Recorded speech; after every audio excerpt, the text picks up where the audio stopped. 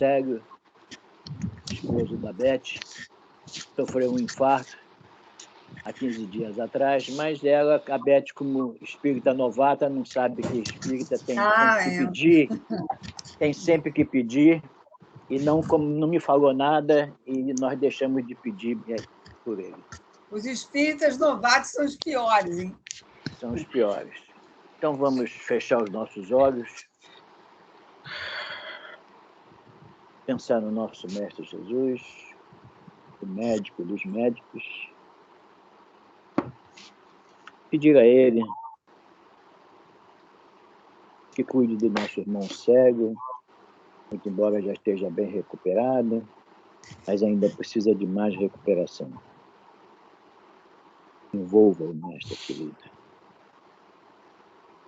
A gente agradecemos também pela oportunidade de estarmos mais uma vez reunidos para o estudo do livro Paulo Estevam. Te pedimos, Senhor, envolva todos nós já presentes, aqueles que ainda chegarão e aqueles outros que por algum motivo não conseguiram chegar. Jesus amado, te pedimos pela paz, a paz do nosso planeta. Pedimos pelos nossos irmãos de Petrópolis, sem moradia.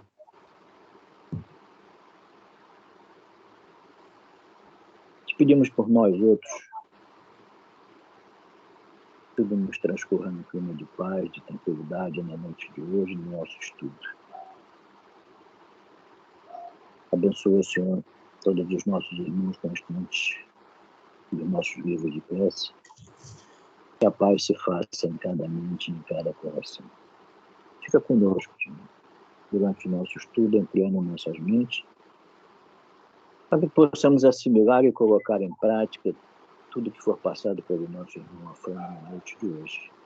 Termos a consciência de transmitir a todos aqueles que desejarem te conhecer e conhecer a tua doutrina, com humildade, com simplicidade, com dignidade, para que todos aprendam aquilo que nós estamos aprendendo ainda. Que assim seja, Senhor. Que assim se faça agora e sempre. Graças e graças a Deus. Saúde, luz e paz a todos nós. Muito obrigado. Graças a Deus. Bom, nós estamos estudando hoje o livro Paulo. Eu estou sem câmera? Estou estudando hoje o livro Paulo Estevam, né? Paulo Estevam. Estamos ainda no início, capítulo 1. Estamos no livro velho, na página 18. O livro novo, qual é a página? 19. 19.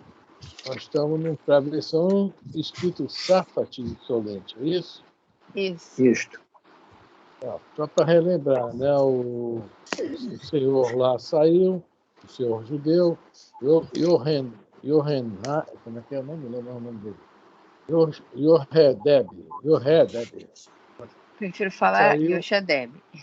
Então serve isso, Yoshadeb. Então Yoshadeb saiu, foi dar uma volta no mercado comprar umas frutas. Quando ele ia, tinha um grupo de romanos. Pô, né, velho, não sei o que e tal, não cumprimentou nós, tribunos romanos, aí levou uns cascudos.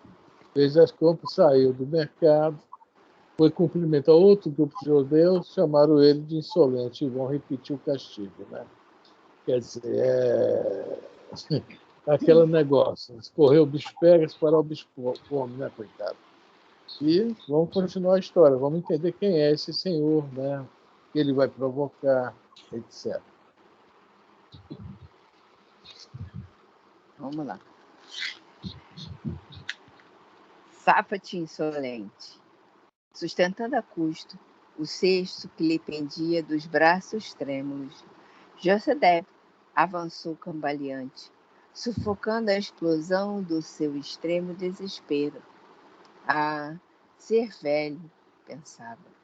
Simultaneamente, os símbolos da fé modificavam-lhe as disposições espirituais e sentia no íntimo a palavra antiga da lei: não matarás.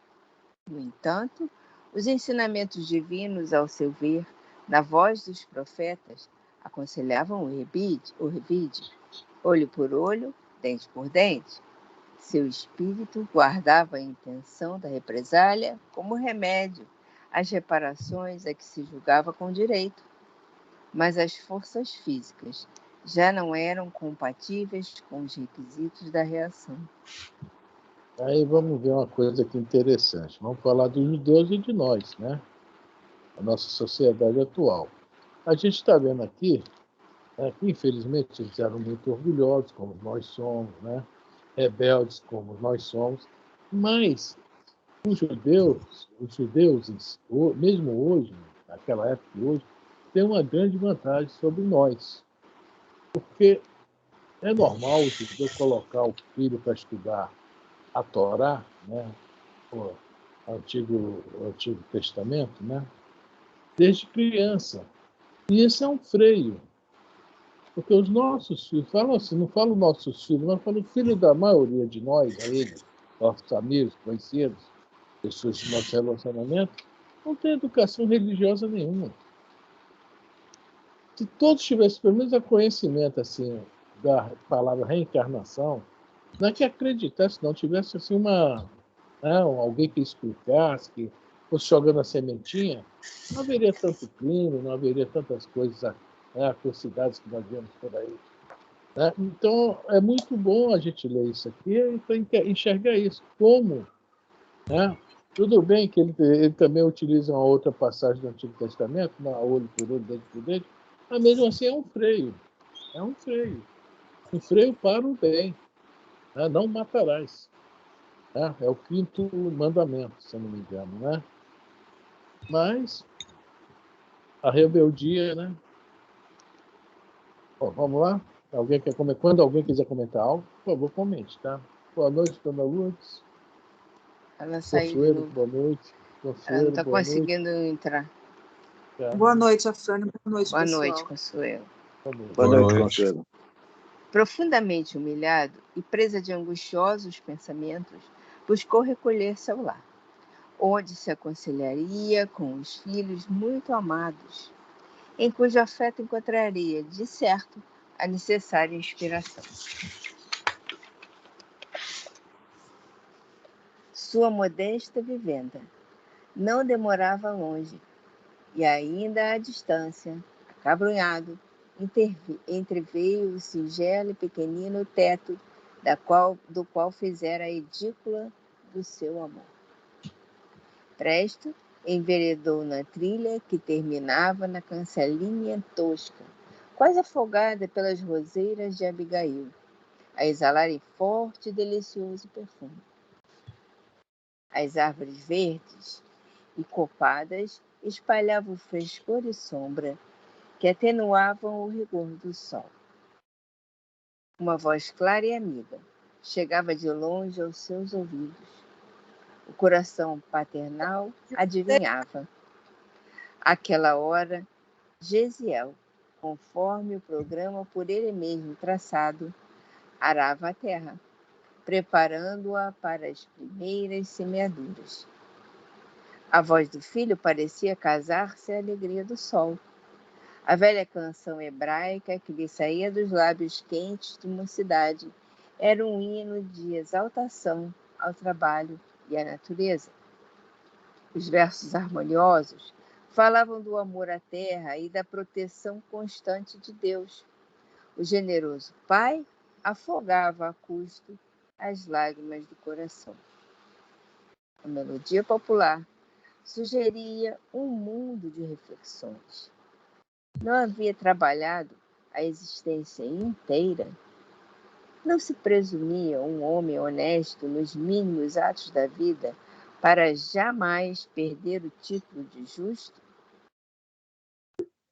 Entretanto, o sangue da perseguição cruel Ali estava a pingar-lhe da barba, veneranda sobre a túnica branca e indene de qualquer mácula que lhe pudesse atormentar a consciência. Aqui a gente vê duas coisas interessantes. Essa questão da melodia popular, né? Nós, né, temos muitas passagens de nossa vida marcadas pela música. É interessante isso. Então, é um grande método esse aí também de ensinar pela música, né? A evangelização infantil que o diga, né? Aquelas musiquinhas, né? Ficam gravadas, né? Eu não tive a evangelização infantil, já entrei no espiritismo já, mas tinha umas musiquinhas que eu escuto, que eu escutei lá no centro, que ficaram gravadas, né? É muito legal isso aí. E agora o Emmanuel, eu gosto do modo que o Emmanuel fala. O Emmanuel é muito assim, ele é criterioso, tá? Por exemplo, ele fala que não se presumia um homem honesto, quer dizer, ele, ao nosso amigo, se presumia um homem honesto, nos mínimos atos da vida. Nós estamos vendo que ele era muito rebelde, muito cabeça quente, esquentado mesmo, né? Não era tão, né, pacífico, né? Então isso já perde muitos pontos. E o Emmanuel coloca legal mesmo, ele, como diz, né, não coloca azeitona no pastel de ninguém. Isso é muito bom. Isso é muito bom. Por isso que eu prefiro que o Emmanuel não faça comentário nenhum a respeito de nós, né, gente? Porque senão já viu. Alguém quer falar alguma coisa aí? Dona Luz entrou finalmente? Prima, boa noite. Não, Então vamos embora. Acho que ela queria saber onde que estava. vamos lá. Ainda não transpusera o cercado rústico da vivenda humilde, quando uma voz cariciosa lhe gritava assustadiça e veemente: Papai, papai, que sangue é esse? Uma jovem de notável formosura corria a abraçá-lo com imensa ternura, ao mesmo tempo em que lhe arrancava o cesto das mãos trêmulas e doloridas.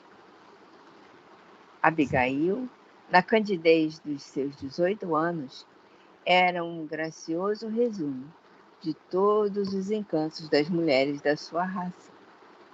Os cabelos sedosos caíam-lhe em anéis caprichosos sobre os ombros, emoldurando-lhe o rosto atraente num conjunto harmonioso de simpatia e beleza.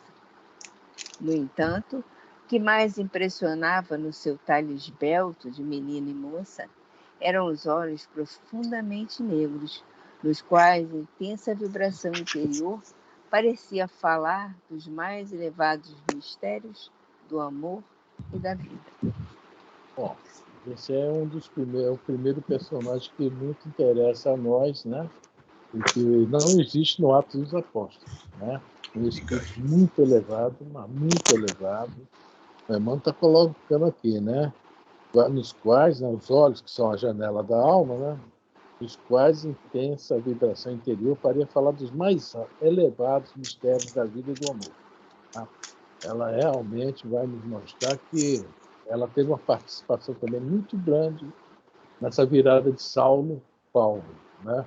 Então, esse livro aqui nos traz realmente o making off, né, do Atos dos Apóstolos.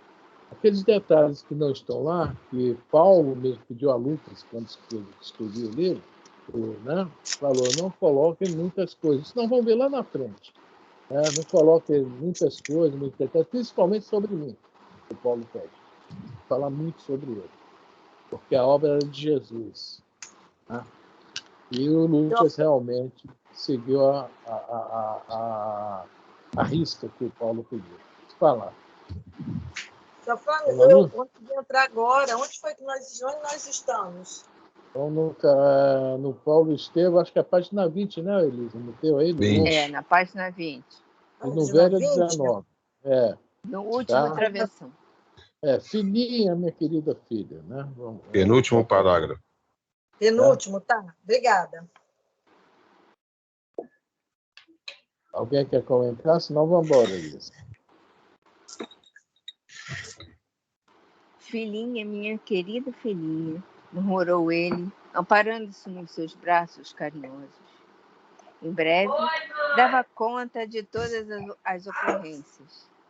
E enquanto o velho genitor banhava o rosto contundido na infusão balsâmica que a filha preparara cuidadosamente, Gesiel era chamado a inteirar-se do acontecido. Vamos conhecendo a segunda peça importantíssima, tá? De Paulo, Gesiel. Tão importante que lá no prefácio nós ouvimos isso. Gesiel vai se batizar depois de Estevão, né? Mas lá no prefácio fala, sem Estevão não haveria Paulo. Olha que Emmanuel fazer uma afirmativa dessa e nós vamos compreender isso durante o livro também. Não está em Atos dos Apóstolos. Né? Vamos lá. Tem que levar o ventilador? O jovem acorreu solícito e pressuroso. Abraçado ao pai, ouviu-lhe desabafo amargo, palavra por palavra. No vigor da juventude, não se lhe poderia dar mais de 25 anos, mas o comedimento dos gestos e a gravidade com que se exprimia deixavam entrever um espírito nobre, ponderado e servido por uma consciência cristalina. Esse aí o Emmanuel está botando bastante azeitona no pastel, não é isso?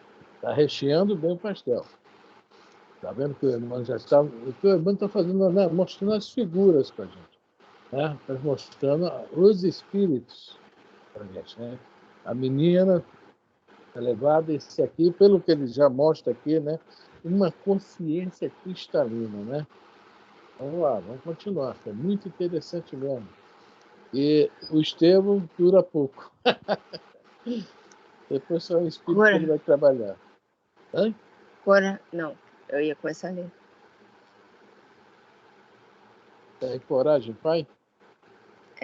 Coragem, pai!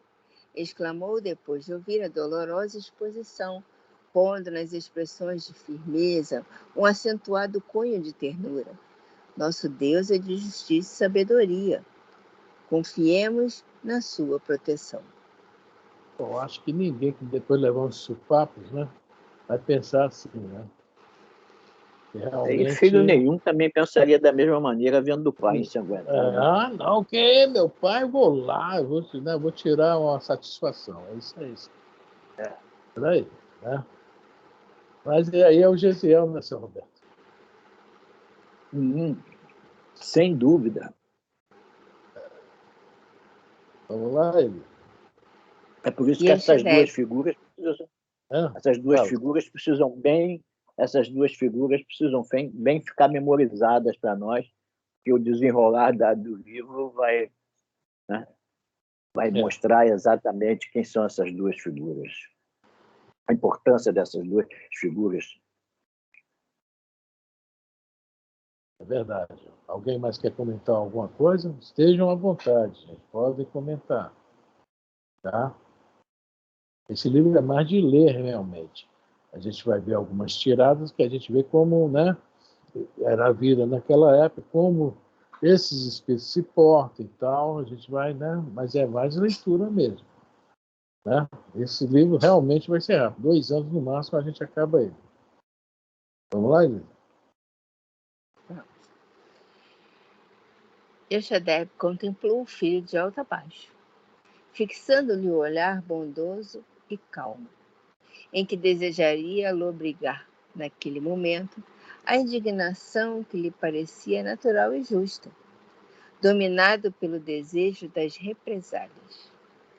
É verdade que criara Gesiel para as alegrias puras do viver, em obediência à leal execução da lei. Entretanto, nada o compelia a abandonar suas ideias de desforra, de maneira a desafrontar-se dos ultrajes recebidos. E a gente fazendo a comparação desse aí com o dia de hoje. Como é que são os pais hoje em relação aos filhos? Né? Cria os filhos realmente para cumprir com o dever, ser justo, observar as leis, que aqui está falando das leis da Torá, tudo bem. Mas as leis da Torá, no âmbito normal, vai abranger tudo. né? A partir que eu coloco, lá era considerada as leis divinas. E algumas são. Mas vamos colocar as leis divinas hoje. Será que nós, pais, outros pais, né, estamos agindo assim? E que é pior, esse aqui agiu corretamente, deu uma educação esmerada para os filhos. Só que ele mesmo é aquele, faça o que eu falo. Ele está provando aqui, não faça o que eu faço. Mas se nós formos olhar sem crítica, lógico, isso é um estudo, né? Ele agiu muito bem. Agiu muito bem. Né? Talvez ele não tenha seguido o que ele propôs, mas realmente coisa que um pai normal, os pais devem fazer, né? Alguém comentou? Naquela Fran. Fala, Zé. Pode falar, Zé. Não, fala você primeiro, depois eu falo. Pode falar. Naquela época, não era só Gesiel que tinha a orientação do pai. Todos tinham orientações, boas orientações. Todos. A grande maioria, pelo menos. Então, eles se entendiam pelo caráter passado pelos pais. Hoje em dia isso não existe. Hoje em dia isso não existe. A gente pode até tentar passar isso para os nossos filhos. Mas a grande maioria não tem essa orientação e desvirtua aquele que tem. Ele passa a ser o bobo da corte na presença dos outros. Então, a grande diferença é essa hoje. Né? Fala, Zé. Hoje eu não ouço muito, na minha época eu ouvia muito, não traga para casa desaforo. Hoje eu já não ouço muito isso. Eu converso com alguns pais, algumas pessoas, e dizem, não vale a pena, deixa para lá e tal. Né? Ficam furiosos ainda, né? Como eu ficaria também, acho que qualquer um. Mas pelo menos, não, deixa para lá, não vale a pena e tal. Né? Já passam para os filhos assim, não briga à toa, não.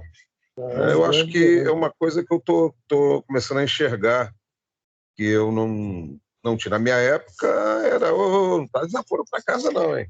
Se ainda trouxer, vai apanhar. Se trouxer Na rua ainda é em casa. apanha em casa. Quer dizer, é meio complicado, né? Mas eu tô gostando desse tipo de atitude de certas pessoas, que eu até questionaria a atitude desses pais, né? E achei interessante, né, essa colocação. É isso aí. Mais alguém quer comentar algo? Afrânio, Oi. eu entendi muito bem a colocação, muito boa a colocação do Roberto, do Zé, mas eu não vejo uma diferença do ontem para o hoje. Na realidade, o que nós estamos vendo aqui são espíritos que já conquistaram esse entendimento, essa não violência, né? Ou seja, não é nem uma questão só de religiosidade, mas de conquista do espírito. Então, o que a gente vê como a Terra, um planeta de provas e expiações, quer dizer, continuou reencarnando espíritos ainda cristalizados na violência, na injustiça. E é claro que, com o desenvolvimento da sociedade, a tecnologia e tudo mais, quer dizer, cada vez mais são espíritos, vêm espíritos ainda cristalizados mesmo nessa violência. Então, é o que nós vemos hoje, né, ainda. Como o Roberto muito bem disse, hoje você não encontra os filhos, né, filhos que sigam as orientações dos pais, porque são cada vez mais espíritos que adquiriram um desenvolvimento intelectual, uma parte intelectual muito grande, mas não na parte moral. Quer dizer, continua a situação do planeta ainda, né? Como um planeta que continua a receber espíritos nessa condição. Não de inferioridade, mas de falta ainda de educação dos sentimentos, mais ou menos isso. É isso aí. Todas as observações enriquecem o estudo, mas é isso aí. né, nós continuamos com problemas nessa área aí da educação. Tá? Sem falar em religiosidade. É isso aí. Tá? Infelizmente, tem alguns que já estão enxergando um pouquinho mais, mas a grande massa ainda tem uma dificuldade. Né? Mas muitos também são reencarnações que são suas últimas, né? Foram jogados aqui, olha, é a tua última chance, hein? E por isso que o planeta, por isso que o planeta está assim nesse burburinho. Mas, assim, eu vejo, eu não sei se eu estou vendo com os bons olhos, mas eu vejo alguma coisa melhor. Eu vejo alguma coisa melhor. Ou pelo menos quero ver, não sei. Não, claro, Roberto. Eu vejo alguma coisa melhor. Tu vê a sanção contra a Rússia. Tu vê as empresas que saíram. Quando aconteceu isso? Quando teve alguém que chegou e peitou um dos maiores exército, um dos maiores países que existe, o maior país que existe. Então, é aquele negócio, cara. Eu acho que está se olhando, está se vendo, está se enxergando de uma outra forma. Estamos tentando enxergar, vamos botar assim, de uma outra forma. Tá? Pelo menos eu vejo assim. Eu hoje de manhã assisti uma entrevista de um jogador brasileiro, foi recebido ontem à noite, o repórter entrevistando ele, e no final ele disse: o pior de tudo isso é que não existe mais amor. Não existe mais amor, nem tampouco respeito. O amor tem que continuar existindo, e nós estamos vendo que não tem amor. Né? Porque ele falando sobre os tiros, sobre as bombas, e o repórter entrevistando. Não sei, seu Roberto, isso é uma coisa que o mal é bruto. O mal, ele alerta. O mal acontece de uma forma muito assim, abrupta. Ele faz muito alarde. Né? E o bem é contido. Você vê aqueles médicos, neurocirurgiões, cirurgiões e tal, levaram o pessoal, né, que estava pior, no maior hospital lá da Ucrânia, mandaram lá para baixo e disseram: não vamos deixar vocês sozinhos. Estamos aqui. Isso é uma coisa de amor. Mas é um ato, assim, singelo. Mas é um dos atos de amores que eu vi maior ali. Enquanto as bombas estavam comendo solta lá em cima, e eles: não vamos sair daqui, não vamos deixar vocês. Entendeu? Sei lá, eu pelo menos quero ver assim. É isso aí, vamos lá. Seu Roberto saiu. A internet do seu Roberto anda meia... Infelizmente, a minha de vez em quando também dá esse espiripaque aí. Vamos lá, Elisa. Será que a Elisa saiu também? Bom. Não. Filho, obtemperou depois de meditar longo tempo. Jeová é cheio de justiça, mas os filhos de Israel, como escolhidos, precisam igualmente exercê-la. Poderíamos ser justos, olvidando afrontas? Não poderei descansar sem o repouso da consciência pela obrigação cumprida. Tenho necessidade de assinalar os erros de que fui vítima no presente e no passado, e amanhã irei ao legado ajustar minhas contas. A gente, nós entendemos, o Emmanuel fala uma coisa muito importante sobre isso. Né? Nós entendemos a palavra, né, justiça, nós confundimos com vingança, e vingança com justiça. Nós fazemos muito essa atrapalhada aí. Né? E ele aqui está mostrando que é um homem comum como a maioria de nós. Né? A justiça não é nada disso. Né? A justiça é respeitar simplesmente o direito dos outros. Né? E nessa questão de a gente ser o atendido, o que é que Jesus determina? Eles não tinham Jesus, mas tinham Moisés. Jesus não veio destruir as leis, mas sim fazê-las cumprir, né? De que forma? Ensinando mais. Jesus fala, o capítulo que nós estamos estudando no Evangelho segundo o Espiritismo, amai os vossos inimigos. Aquele que dá uma bofetada na face, ofereça outra, que é obrigado a dar 1000 milhas, a 2000, etc. Mas, na visão, já o Ezequiel não tem essa visão. Isso que é o interessante. Foi criado por ele, é o pai dele. Mas vamos lá. Vamos lá. É vaidade. É o orgulho ferido, o nome disso, né? Orgulho ferido, vaidade. Jovem hebreu fez um movimento de espanto e acrescentou: ireis, porventura, à presença do questor Licínio, esperando providências legais? Os antecedentes, meu pai, pois não foi esse mesmo patrício que vos despojou de grande patrimônio territorial, atirando-vos ao cárcere? Não vedes que ele tem nas mãos as forças da iniquidade? Não será de temer novas investidas com o fim de extorquir o pouco que vos resta? Bom, só para quem não lembra, esse Licínio antes esteve lá em Corinto, tomou os bens de várias pessoas, inclusive desse senhor. Depois ele saiu e voltou agora de novo. E o Gesiel faz esse alerta a ele, porque houve lá uma declaração, né? E quem tivesse alguma reclamação, se sentisse injustiçado, procurasse esse Licínio no outro dia, né? O questor. Tá? E o Gesiel fala, como eles falam, pai, já perdemos. Deixa isso para, vamos continuar a nossa vida, não mexa mais nisso.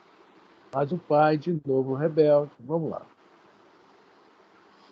Yoshedeb mergulhou no olhar do filho, olhar que a nobreza do coração orvalhava de lágrimas emotivas. Porém, na sua rigidez de caráter, acostumado a executar os desígnios próprios até o fim, exclamou quase secamente: como sabes, tenho contas velhas e novas a acertar. E amanhã, de conformidade com o edito, aproveitarei o ensejo que o governador provincial vos faculta. Continua? Continua. Agora Meu pai, suplico-vos, advertiu o rapaz entre respeitoso e carinhoso, não lanceis mão desses recursos. E as perseguições? Não preste atenção. Lá em cima, quando ele fala coragem, pai, travessão mais acima um pouco. No final do travessão ele fala, nosso Deus é de justiça e sabedoria. Confiemos na sua proteção. Ele está dando um conselho que serve para todos nós. Tá? Deus é de justiça e sabedoria. Nós, às vezes, queremos modificar as coisas com as nossas mãos. E nem sempre é. Né? Ele já era bem ponderado, bem equilibrado, estava vendo que isso aí não ia dar certo. Estava vendo que isso aí ia zebrar, né? E continuemos. E as perseguições? Explodiu o velho energicamente. Esse turbilhão incessante de ignomínias a respeito dos homens de nossa raça. Não haverá um paradeiro nesse caminho de infinitas angústias?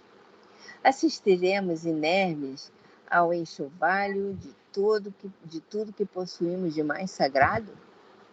Tenho o coração revoltado com esses crimes odiosos que nos atingem impunemente. A voz tornara-se... Tá, fala.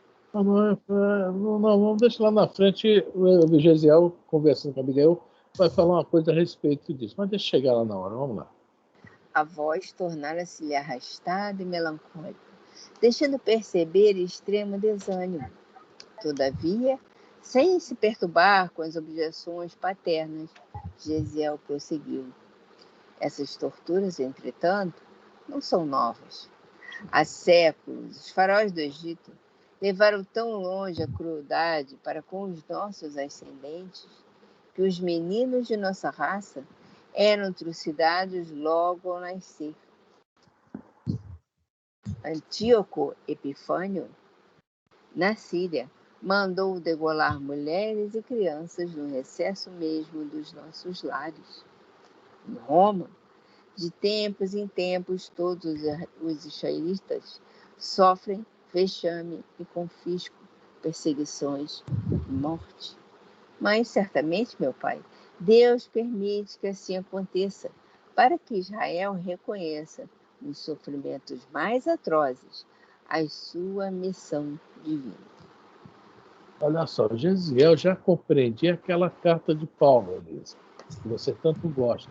A palavra da cruz é loucura.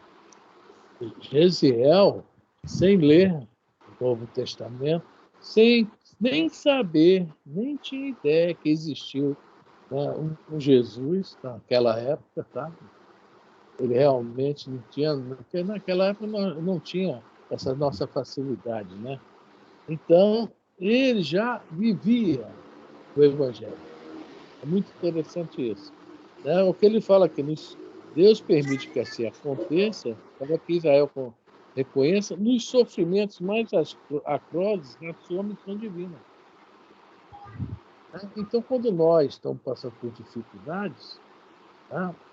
Essas dificuldades são o quê? Para que nós consigamos, uma, superá-las, e outra, com o aprendizado delas, realizar isso aí, a nossa pequena missão divina, que é a resignação, a obediência e resignação, a razão e o coração funcionando. Tudo isso para nos levar ao quê? A uma vida melhor. Então, a palavra da cruz é loucura. Vamos lá. Alguém quiser comentar, pode comentar. O nome do cara é interessante, né? Antíoco. Como é que é? Antíoco Afrânio. Ah, não, Afrânio não é Epifânio, desculpa aí. Antíoco Epifânio o Antíoco Epifânio IV viveu de 175 a 146 a.C. Ocupou o Egito, de onde foi expulso pelos romanos. Sua política de helenização provocou a revolta dos judeus, que eram os macabeus. Então, Zé, eu era o professor dele, você imagina, tá? Foi mal. Vamos lá.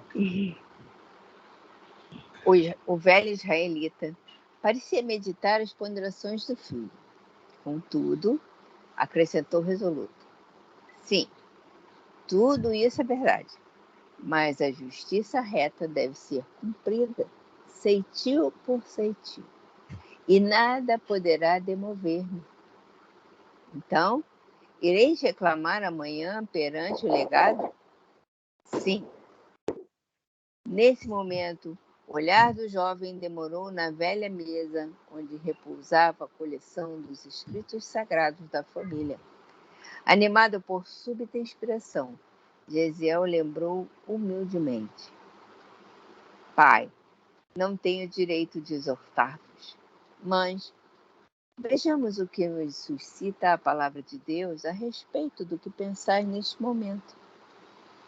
E abrindo os textos ao acaso, conforme o costume da época, a fim de conhecer a sugestão que lhes pudessem facultar as sagradas letras, leu na parte dos provérbios: Filho meu, não rejeiteis o corretivo do Senhor, nem te enojes de sua repreensão, porque Deus repreende aquele a quem ama, assim como o pai ao filho a quem quer bem. E aí, é bonito esse provérbio? É, Provérbios 3, versículos 11 e 12. Pois é, Gesiel, olha só o que está falando, animado por uma súbita inspiração, né? Quer dizer, algum espírito ventilou ali, vamos tentar acalmar esse velho rebelde aí, teu pai, né? Vai lá. Mas, veja bem, o que acontece? Os provérbios veio justamente o que ele precisava ouvir. Mas, assim como nós, né? Nem sempre nós ouvimos, escutamos, sabemos, mas nem sempre seguimos o certo, né? A impaciência, intolerância, um monte de coisa aí vai nos levando somente para os atalhos da vida. Mas a vida não tem atalho, tem só um caminho, né? Seu Afrânio? Seu Fala. Afrânio? Fala. É aqui. Eu entendi assim. Ele estava revoltado com o que ele havia sofrido e ele queria reclamar justamente com aqueles que injustiçaram ele, é isso? Isso. O filho está tentando demover ele disso daí, porque não vai adiantar nada. Vai piorar, né? Ele pode ainda sofrer mais represálias, porque é uma hierarquia de poder, mas naquela época... E naquela época eles não eram assim, uma hierarquia de poder normal como nós conhecemos. Eles tomavam mesmo, matavam, faziam qualquer coisa, né? Eles realmente se enriqueciam na base da força. De cima para baixo mesmo, de cima para baixo, sim. Infelizmente era assim, né? Eu acho que a gente estava lá, viu, dona Luz? Não sei não. Sim, é possível, sim. Distorciam as palavras, né? Faziam como eles queriam. Como eles queriam. Vamos lá, Eli. O velho israelita abriu os olhos espantados, revelando a estupefação que a mensagem indireta lhe causava. E como Gesiel o fixasse longamente, demonstrando ansioso interesse por conhecer-lhe a atitude íntima, em face da sugestão dos pergaminhos sagrados, acentuou: recebo a advertência dos escritos, meu filho, mas não me conformo com a injustiça. E segundo tenho resolvido, levarei minha queixa às autoridades competentes. O rapaz suspirou e disse resignado: que Deus nos proteja. Agora, a gente lê aqui, não me conformo com a injustiça. Tá? Será que é a injustiça? Então, eu sempre gosto de trazer para hoje, para nós, tá? Será que é a injustiça? O acaso existe? Nós não sabemos se é injustiça, nós não temos esse poder, graças a Deus. Então, a gente sabe que o acaso... Se nos acontece, não é. Hein? Se nos acontece, não é injustiça. Não é injustiça. É uma necessidade, principalmente para crescimento, para resgate e crescimento. Tá? Não acha injustiça. É aquilo que está aqui atrás, ó, peraí. Deus permite que assim aconteça para que Israel reconheça nos sofrimentos mais atrozes a sua missão divina. Colocando no pessoal, Deus exatamente faz isso conosco, para nos colocar na linha novamente. Ela quer a chinelada de mãe, de pai. É isso aí. Vamos lá? Vamos lá. No dia seguinte, avolumava-se compacta multidão junto ao templo da Vênus popular. Do antigo casarão, onde funcionava um tribunal improvisado, viam-se as luxuosas e extravagantes viaturas que cruzavam a grande praça em todas as direções. Eram patrícios que se dirigiam às audiências da corte provinciana, ou antigos proprietários da fortuna particular de Corinto, que se entregavam aos entretenimentos do dia, à custa do suor dos misérrimos cativos.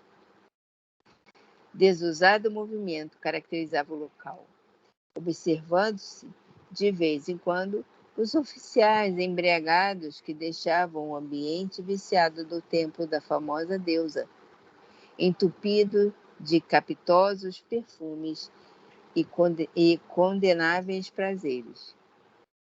Cássio, um pouquinho está falando sobre esse templo, tá? É uma nota de rodapé. E o Emmanuel aqui, o que eu acho também que é muito legal, é que ele traz para a gente como é que aquilo, né? Assim, o momento, né? As luxuosas, extravagantes viaturas, ele bota algo muito luxo nessa história.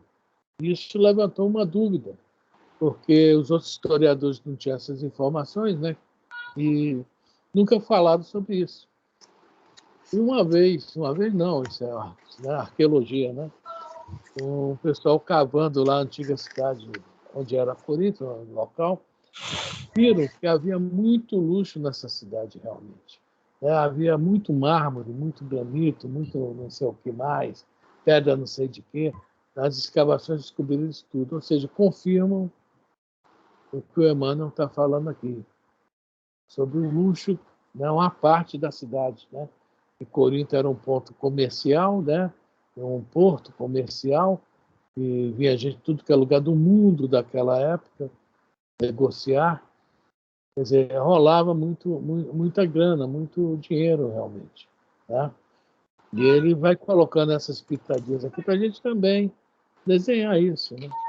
Desenhar também os milionários da época. Né? Onde que tem essa nota de rodapé do... Vênus? Eu estou com o livro velho, deixa eu ver aqui no novo. Será que está lá mais para frente? Aqui para trás não está, não. Não, tá assim, de acordo com a personagem Pausanias, em O Banquete, Platão, não, página 18. 18 aqui embaixo? É. Ah, fala da deusa Afrodite. Tá. De acordo com a personagem Pausanias, em Um Banquete de Platão, a deusa Afrodite tem duas manifestações representadas por duas histórias. Afrodite uraniana, que é a Afrodite celestial, e Afrodite Pandemos, que é a Afrodite comum. Mas essa é a Vênus? Essa é a Vênus popular. Tá? Onde rolava de tudo, né? Havia as festas, as orgias, esse tempo aí era bem à vontade, sim, conforme a Evandro está falando aqui, né? O ambiente viciado do templo da famosa deusa, entupido de caprichosos e condenáveis para Deus.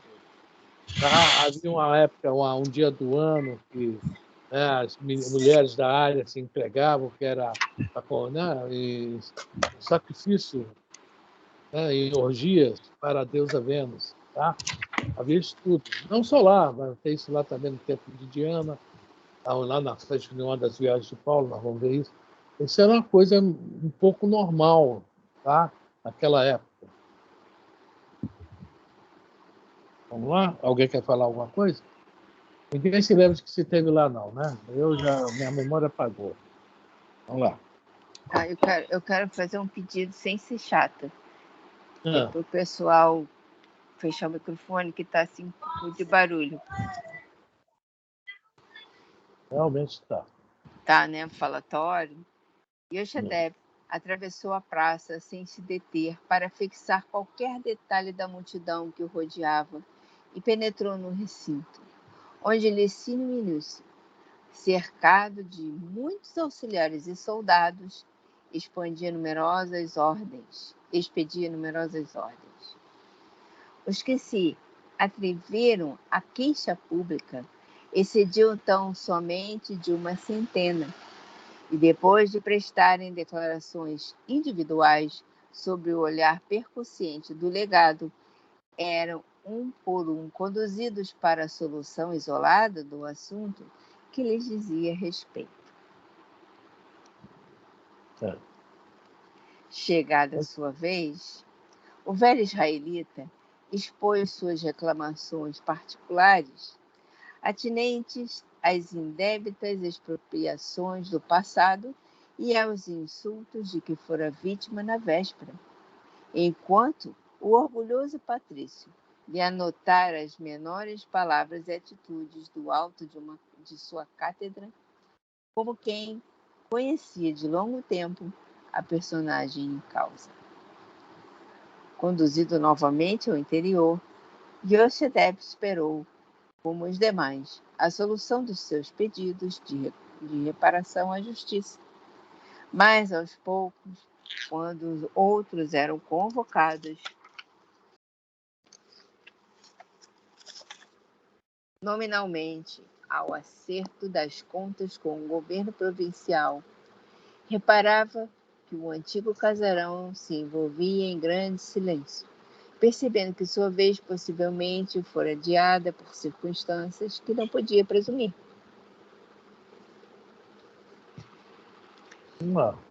Vamos ver o que vai ser a sentença dele. Instado nominalmente a dirigir-se ao juiz, ouviu grandemente surpreendido a sentença negativa, lida por um oficial que desempenhava as atribuições de secretário daquela alçada. O legado imperial, em nome de César, resolve ordenar o confisco da suposta propriedade de Yoshedeb Ben Jareb, concedendo-lhe 3 dias para desocupar as terras que ocupa indebitamente, visto pertencerem com fundamento legal ao questor Licínio Minúcio, habilitado a provar a qualquer tempo seus direitos de propriedade. Então, vejam, o cara já tinha tomado uma grande parte das terras dele. O que o filho pediu foi que ele deixasse isso para lá, ficasse quieto. Bom, agora ele perdeu o resto. Olha que situação. Mas interessante não é isso, eu não vou falar mais muito adiante, como é que Gesiel chega a Paulo, né? Como é que Deus o coloca no caminho para encontrar Saulo. Nós vamos ver que aqui começa realmente, como diz o Ratinho, a cobra vai fumar, né? Começa o negócio aqui. Vamos lá. A decisão inesperada causou intensa comoção ao velho israelita, a cuja sensibilidade aquelas palavras levaram um efeito de morte. Nem saberia definir a angustiosa surpresa. Não confiara na justiça e não estava à procura de sua ação reparadora? Queria gritar seu ódio, manifestar suas pungentes desilusões, mas a língua estava como que petrificada na boca, retraída e trêmula. Após um minuto de profunda ansiedade, fixou no alto a figura detestada do antigo patrício, que lhe causava agora a derradeira ruína, e envolvendo-o na vibração colérica da alma revoltada e sofredora, encontrou energias para dizer: ó ilustríssimo questor, onde está a equidade das vossas sentenças? Vem até aqui implorando a intervenção da justiça e me retribuis a confiança com mais uma extorsão que me aniquilará a existência? No passado sofri a desapropriação descabida de todos os meus bens territoriais, conservando com enormes sacrifícios a chácara humilde, onde pretendo esperar a morte. Será crível que vós, donos de opulentos latifúndios, não sintais remorso em subtrair ao mísero velho a derradeira côdega de pão? É a situação, né, gente? Mas, como sempre, ele é rebelde. Né? Vamos embora lá, Elisa. O orgulhoso romano, sem um gesto que denotasse a mais leve emoção, retrucou secamente: põe-se na rua. E ninguém discuta as decisões imperiais. Não discutir, clamou Yoshedeb, desvairado. Não poderei alterar a voz amaldiçoando a memória dos criminosos romanos que me expoliaram? Onde colocarei vossas mãos envenenadas com o sangue das vítimas e as lágrimas das viúvas e dos órfãos esbulhados quando soar a hora do julgamento no tribunal de Deus? Olha a rebeldia de novo. Isso aí em vez dele calar a boca e ir embora. Não, veja bem, isso representa ainda Quando, né,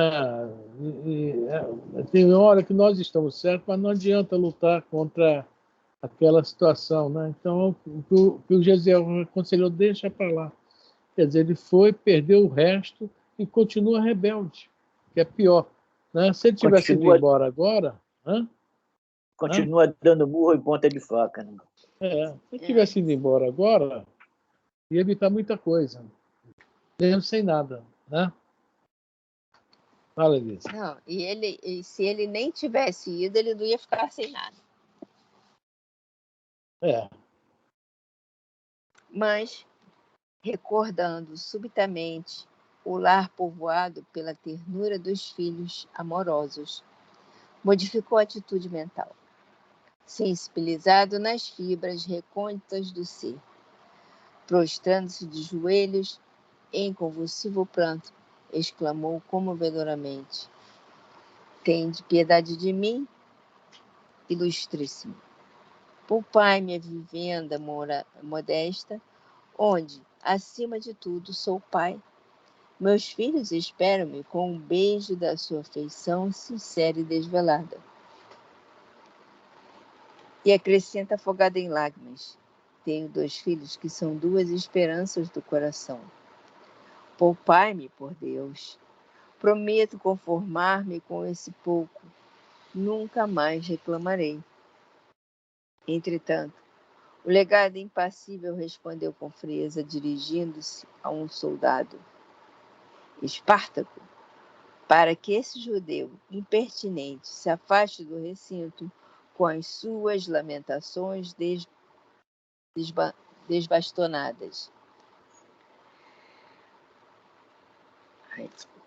Continua. Eu sei, é que eu levantei aqui, eu levei um tombo ontem, eu estou com dor. Agora eu sentei de novo.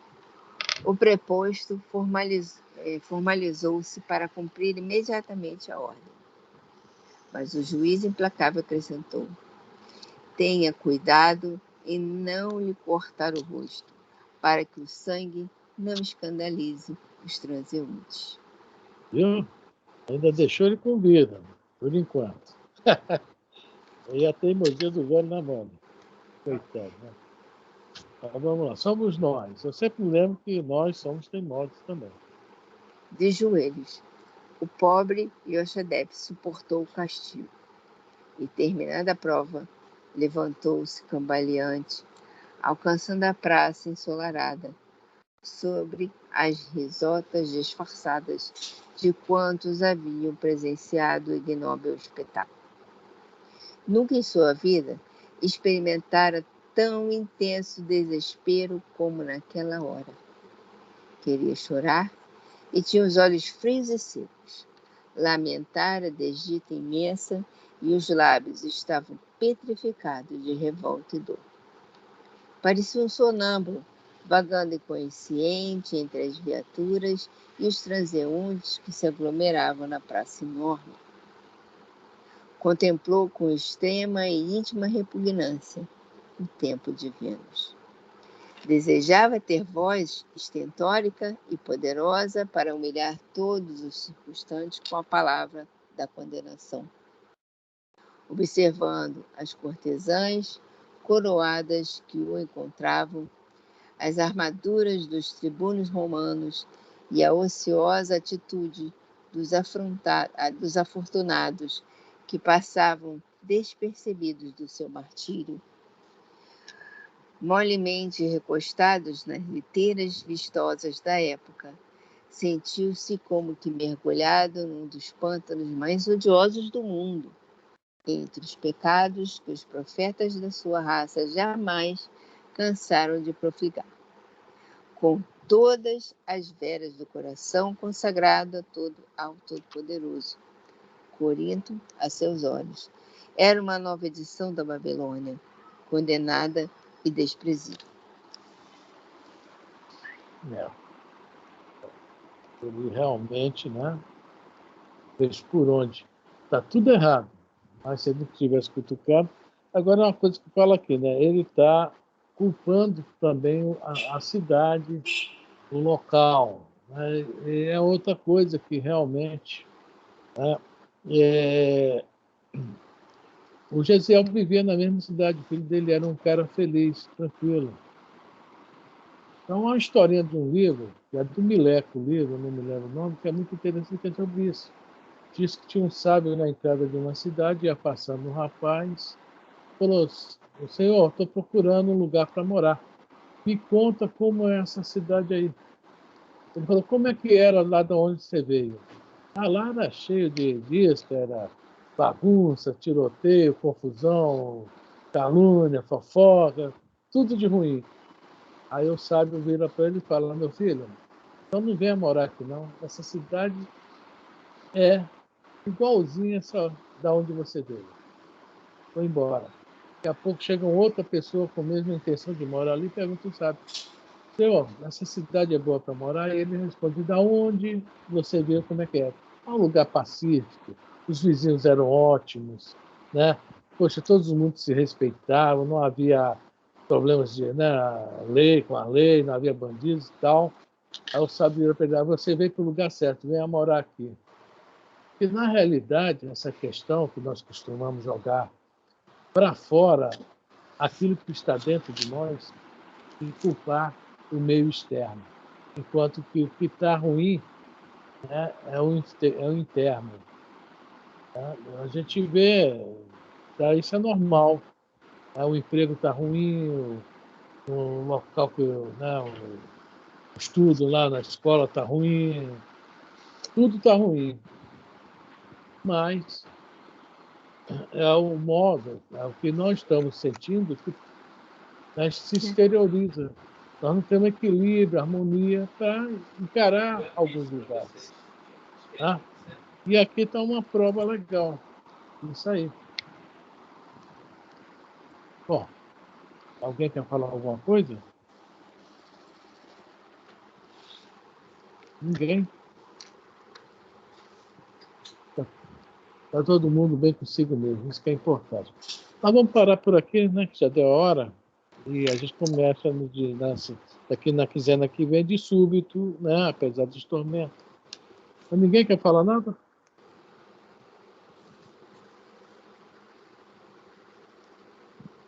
Vou desligar a gravação.